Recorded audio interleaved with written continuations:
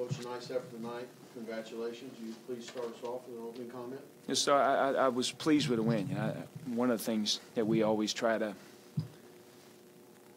preach is that you don't let your defense get dictated by your offense. And the thing I told the team in the locker room at halftime, even at halftime when the game wasn't going right, or for much of the first half, I didn't ever feel like we let the frustration on offense dictate the way we played on defense.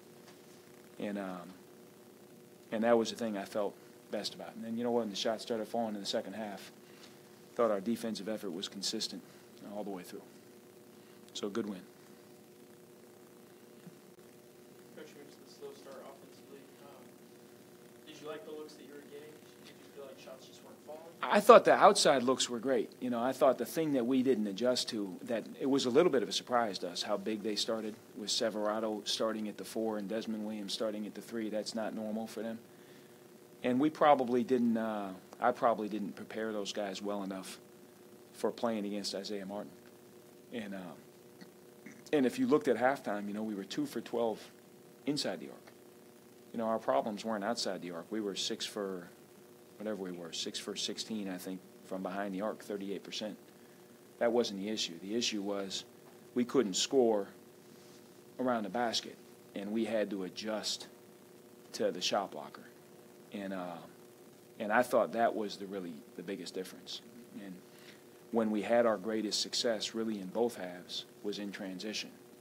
And that was one of the things that we talked about at halftime was, look at when they play that really big lineup and they got this guy who, look at, if he just parks under the rim, it makes the game hard, and being able to catch him in transition more when they got to run around a little bit, and he can't just sit in there and dominate the glass, and then our bigs had to adjust a little bit and be able to go at him.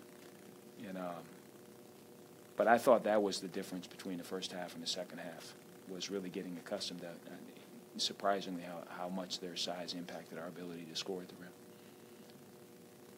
Coach, you guys had 37 bench points tonight, led pretty much kicked off by Jeremy Tyler whenever he went into the game and knocked down 3 consecutive threes. So what did that sequence kind of do for you guys as far as getting confidence back in them and getting you guys on the roll a little bit? I thought it helped a lot, and those were transition plays. I thought the other guy played a really good game tonight was Tajay, and he sparked a lot of those transition plays for us. And if a couple of the threes that were hit, he's awkward when he brings the ball up the court. Sometimes you're kind of holding your breath, but his effectiveness is unquestionable, and it's just unusual when you got someone who's being defended oftentimes by their biggest player pushing the ball down the court. And I live every once in a while you get one that's like cringes, a little bit, but I'll tell you what, it's been very good for us all year. And I thought he had a couple of great assists tonight. And I don't know if they got credit for an assist or they were kind of the hockey assists.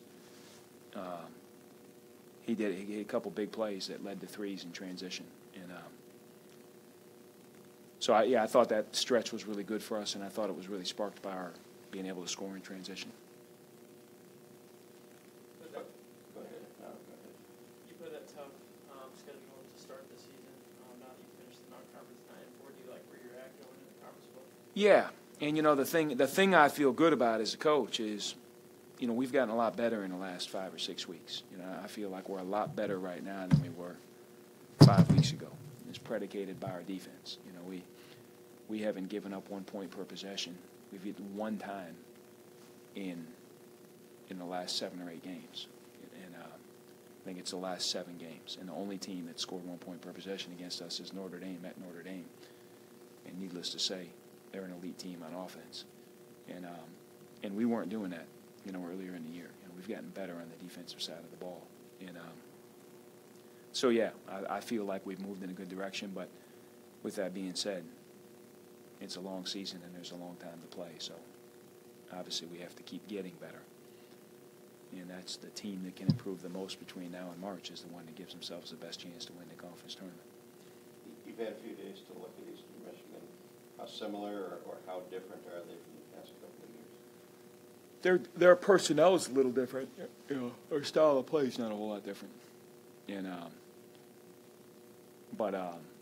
but their personnel is different. And they don't have Ray Lee. They got a new point guard, Paul Jackson. It's very good. James Thompson is very good, better than a year ago. Big, physical, strong. And so I think it's a great challenge. And one that we just talked about in the locker room is that's an exciting time for, I don't care what conference you're in. I mean, conference basketball is always a little bit special. And I always feel like that way, especially in our conference, because it's such a dogfight. And I think everyone's salivating in the mouth a little bit to get started here with what's going to be a really, competitive every single night you play. And should be a lot of fun. What's important in terms of attacking their zone defense? You have to be able to get the ball inside against their zone. And then you have to be able to make shots. And that's critical. And you have to be able to you have to have like anything else, you have to have balance. You have to be able to spread them out a little bit on offense, and if you can have a couple guys that can shoot a little further out, I think that really helps, because it makes them defend more space, and if they don't want to defend that space, I think you have to shoot it. And but we have guys that I'm comfortable can shoot from there, and that stretches them out a little bit, and then you have to be able to get the ball inside. And you can't just play catch on the perimeter and shoot shots. You have to get the ball into the pockets of the zone. Are they so different on defense that you really need an extra day or two to kind of prepare? Yeah, 100%. In my opinion, they're just, their style of zone is so different than anyone else that plays. North Florida actually plays a zone that's somewhat similar, not near as big and not near as good, not in the same stratosphere, because Eastern Michigan is much better at it. It's all they do, and they're so much bigger. And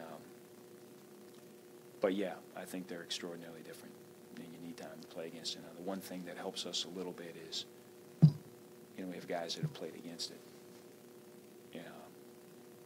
Sean and Francis, this will be their 7th time playing against it. Taylor will be his 3rd. Trey will be his 5th time, and that helps a little bit, but it's certainly very unique.